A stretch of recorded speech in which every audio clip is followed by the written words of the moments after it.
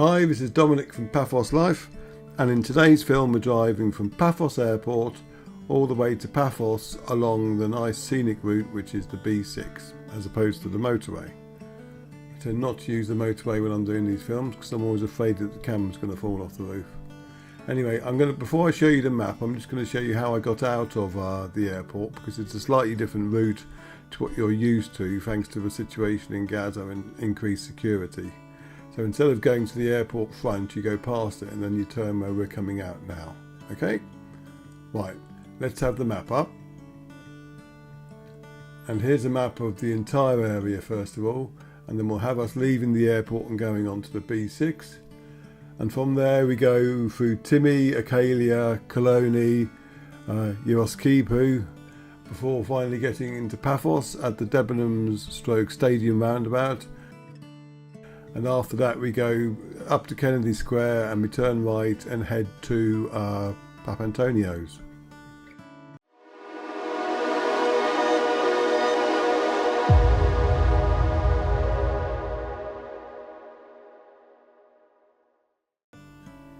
Okay, so that's the complicated stuff out of the way. We're leaving the airport now.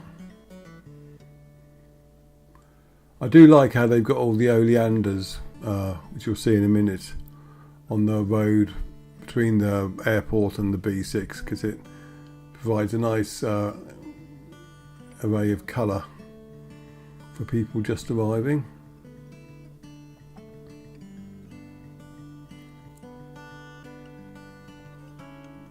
You'll see what I mean in a minute.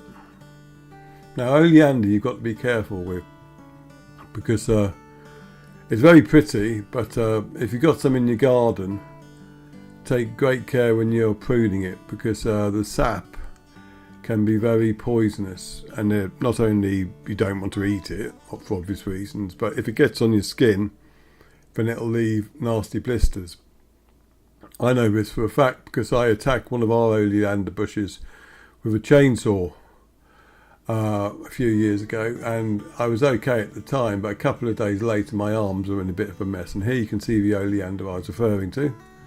You can also see this plant lining motorways in Cyprus. The seeds are very poisonous too.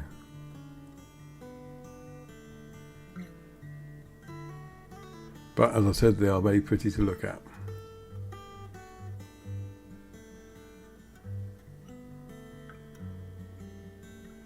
And soon we'll be coming to a turning for Filiotis Fish Tavern, which comes highly recommended, especially by one of our forum regulars, Max, who eats there regularly, and he posts lots of yummy pictures. I've had the swordfish there myself and it's delicious. There's a nice little beach there as well. I'm not sure which is the turning for it.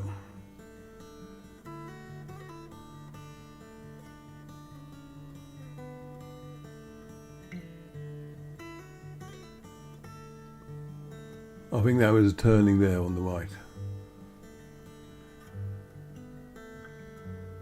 They have very nice freshly prepared salads as well, which is great. They've got a little farm there at the restaurant.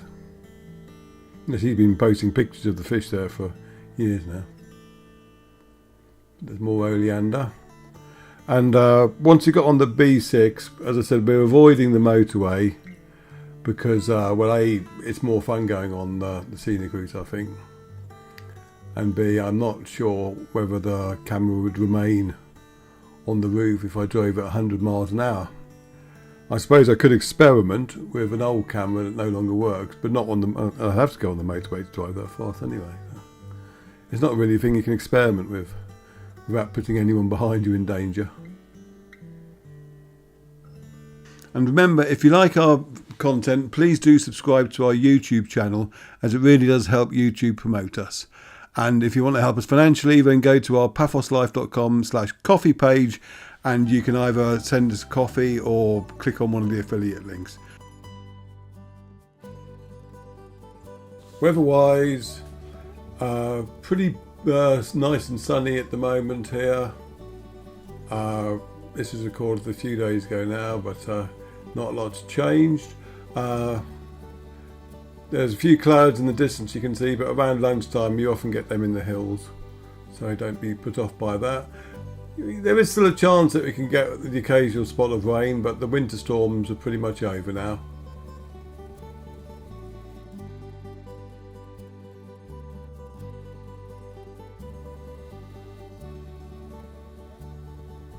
We're now in Timmy. Well, I say in Timmy, most of Timmy is to the right of this road. There's a big market here on Sundays, I think, as well.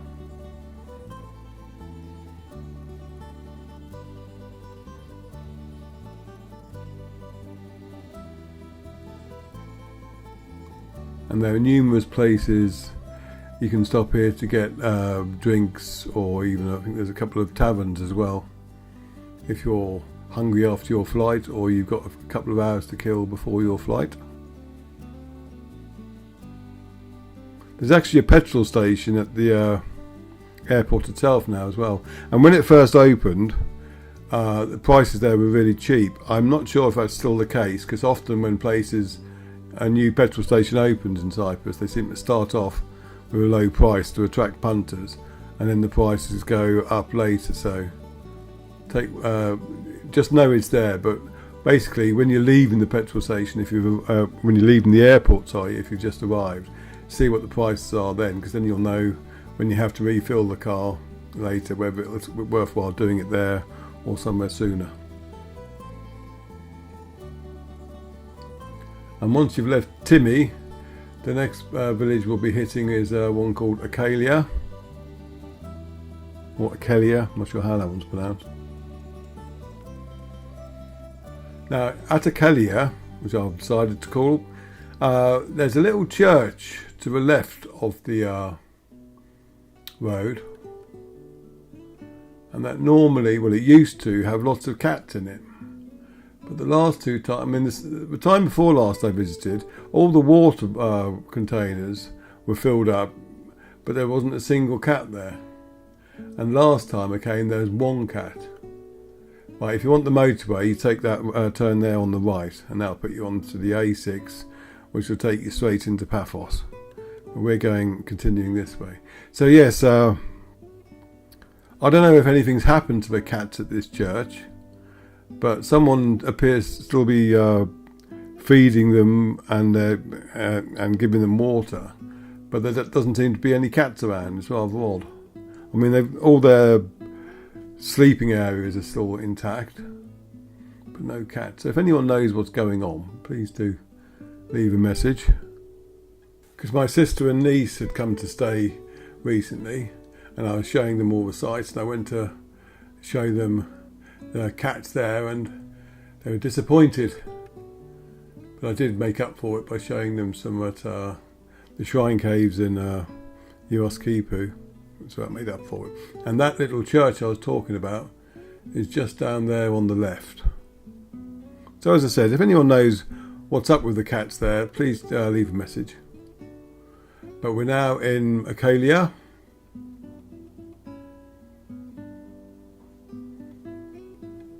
which is a little village that runs on the eastern side of the Azusa Valley, and we'll be crossing the Azusa River fairly soon. That's the bridge here, actually. And believe it or not, when we have heavy rains in winter, that can be a raging torrent. Normally it just looks like a dried up riverbed, but when we have a rainy season here, and it seems to be about once every 7 years we get a severe torrent, but the valleys are just completely transformed. We aren't due the next one for a couple of years though, unfortunately. I say unfortunately because the reservoirs are already getting very low.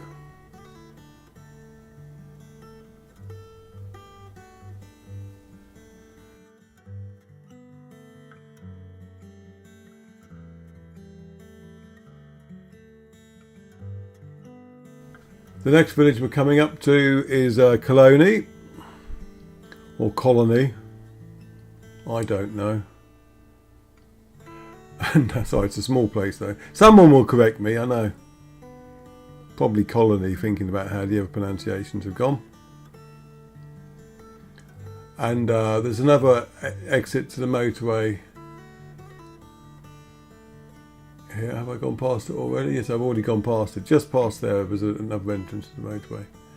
But after this roundabout here, if you turn left here, you head down towards the Oskapoo beach area, but we're going straight across.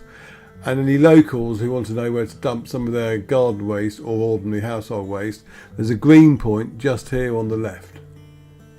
And they're open 6 days a week from about 8:30 till 5 o'clock. I think on Saturday they close at 1:30. My public service announcement for the day, that. Right, now we're definitely in Colony.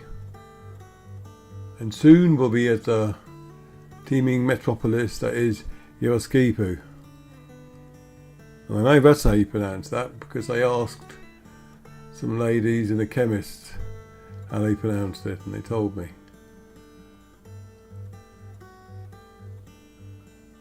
The emphasis is on the ski. And this is where we're entering now. This is the fairly largest, I'd call it a town rather than a village. In fact, prior to the building of the King's Avenue Mall, I've been told that the shopping row here was probably the place where you'd go to buy all your clothes from. Not just here, but further up. And I've often been puzzled by it, because having driven past it in previous years, it's had the air of somewhere that used to be more popular than it, I say, is now. Because, well, I thought that about 7 years ago, and since then it's changed. It's gone back in popularity, if you like, and the whole area has got a lot nicer.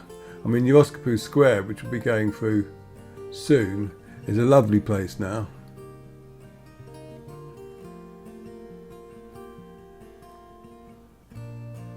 Not one of the vehicles that you want to get stuck behind when you're doing a driving film, though.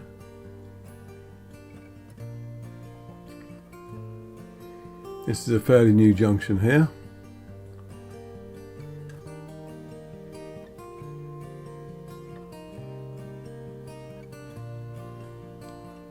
There are a number of museums here as well, which I've yet to check out properly. And if you go right just there, that's the quickest way of getting to the new bypass that takes you up to the Neon Mall, and also through the little sculpture park they got there.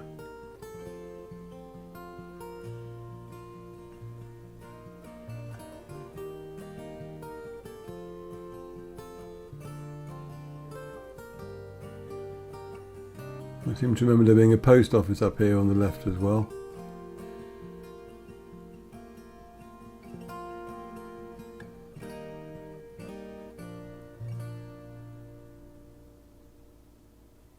And here's the main square.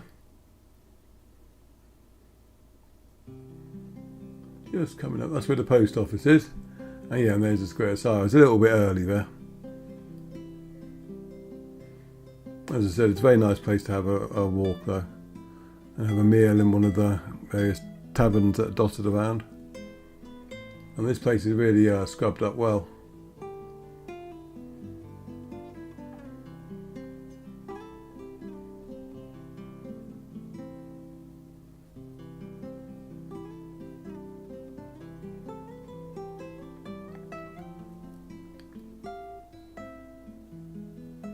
And if you're driving in from the airport, there are supermarkets. There's a Papantoniou supermarket we passed a while ago, but if it's late at night, you'll still get the occasional 24-hour bakery along here.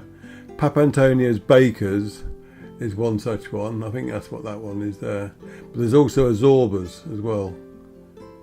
And they both open 24 hours, I seem to remember. And you'll be able to get your essentials there, your milk and bread and stuff like that.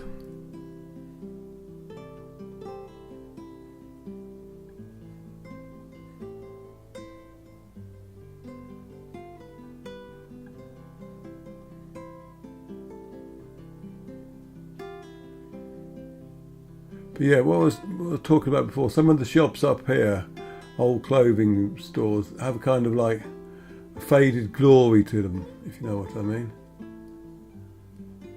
Just there on the left.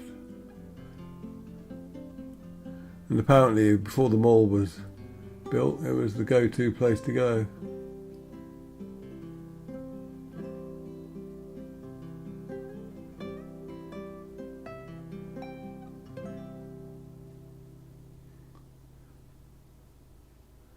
We're passing quite smoothly through Kritou now.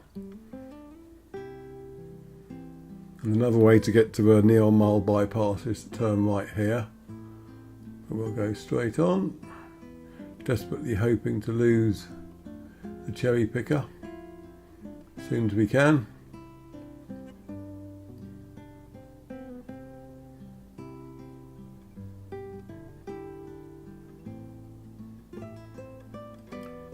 And now we'll be going past one of the gateways to Paphos I keep mentioning, which will mean we're officially leaving there it is, on the left there. We're now in Paphos. And you can just see the stadium on the right. Probably still celebrating the cup win, and fair play to them.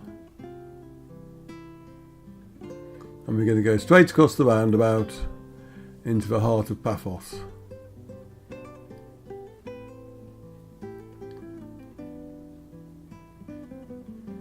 So the stadium's now on the right. If you ever need the main police station, it's up here. I'm not sure what turning it is that you need to take, but pretty much all roads left will lead to it at the moment. That's the one that, the main one used to be in Kennedy Square. I'm glad I stopped there though. Last thing you want to do is drive through a red light when you're right by the police station. There's also a fire station there. I think that's the fire station on the left just there.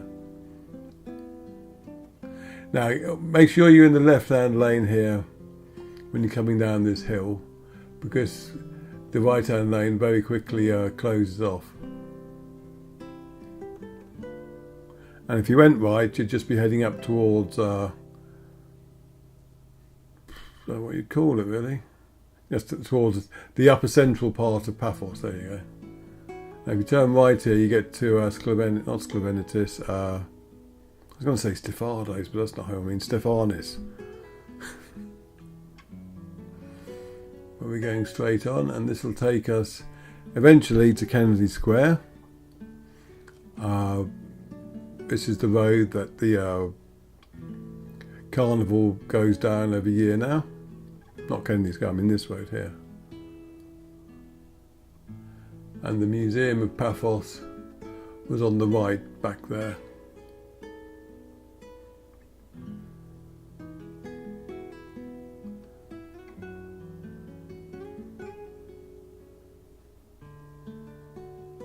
And we're just coming up to the Municipal Gardens, which is before October the 28th Square.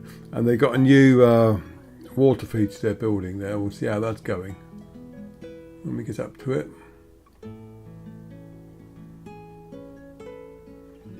It'll be just past this turning on the left.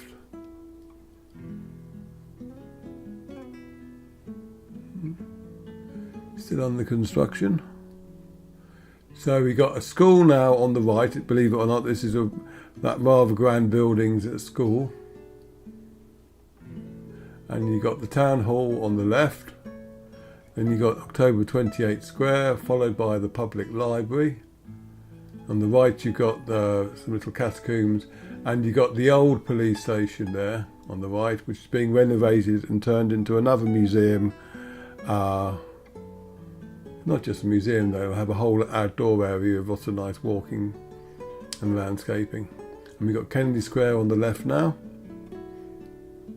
And as we go past Kennedy Square, the trees you see here, that's what they planted on Coral Bay strip as well. So that's what they'll grow up to. And if you look on your left now, above, there's a lovely mural.